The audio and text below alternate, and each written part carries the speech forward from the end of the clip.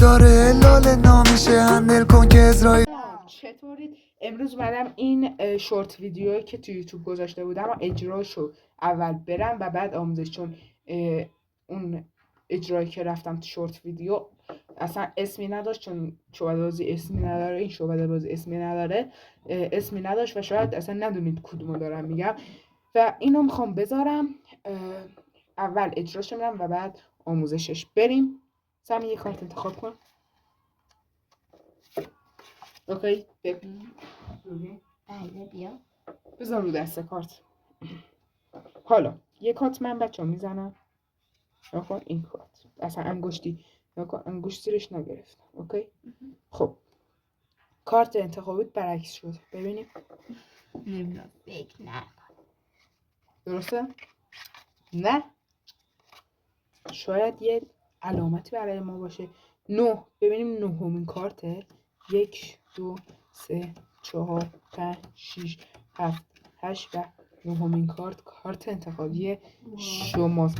تازه یه چیز جالبم اینجا هست. این چیز جالب اینه که ما اگر یکی در میون کارت ها رو بذاریم اینا همشون میشن تک، اینا همشون میشن شاه. خب بریم سراغ آموزشش. نگاه کن، ما یه نهلو اینجا میخوایم. چینش داره دیگه طبق معمول. بازی های بدون چینش هم دارم، یعنی حالا شاید بعد از این ویدیو بازی بدون چینش یاد بدم. بدون چینش هم بیشتر دوست دارم، ولی حالا دیگه با چینش دارم یاد میدم. خب یه نهلو میذاریم کنار. قبل از اینکه بیننده رو ببینیم میذاریم زیر اینجا. زیر اینجا برعکس میذاریم زیر اینجا. بعد میان شاه و تکا رو چیکار میکنیم؟ یکی در میون همش افتاد. یکی در میون، حالا فرق نمیکنه که چی باشه. یکی در میون تک یه شاه، یه تک یه شاه، یه تک یه شاه و یه تک و دوباره یه شاه میذاریم و اینا به صورت عادی دوباره میذاریم زیر این دسته ای. اوکی؟ به صورت عادی که اصلا پشتش هم دید طوری هم نباشه. اوکی؟ حالا این چینش رو که انجام دادید میرید سراغ بیننده. یه کارت انتخاب کن. به دوربین نشون میده. حالا میذاره رو دست کارت. بچه من داداشم وقتی میاره یا خودش جدا میشه، اون خودش نیست بچه. مثلا نصف کارتا جدا میشه با خودش. نه بچه اصلا خودم دارم انتخاب میکنم. آره. خب بعد نصف کارتا رو برمیداریم، یعنی میگیم بذار رو دست کارت. یکم کارتا برمیداریم، یه کات میزنیم، اینا رو میذاریم زیر. حالا چه اتفاقی میفته؟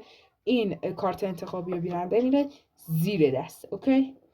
میره یعنی پشت جلوی شاه میره. خب یا همون تک فرق میکنه.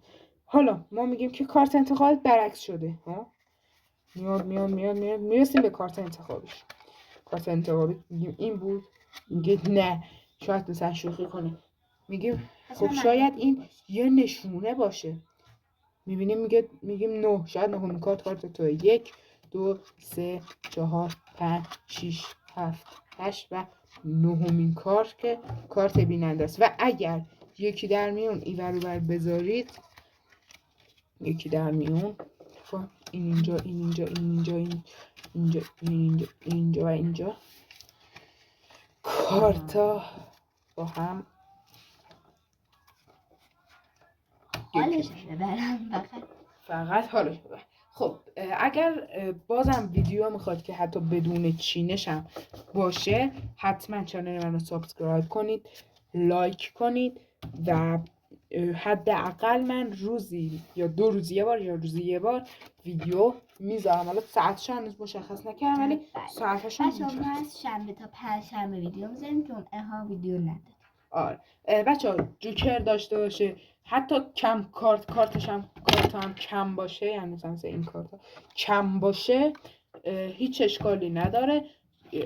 ولی اجرای خیلی خفنی داره. مرسی که تا اینجا ویدیو دیدید. تا درود دیگر رو بدید.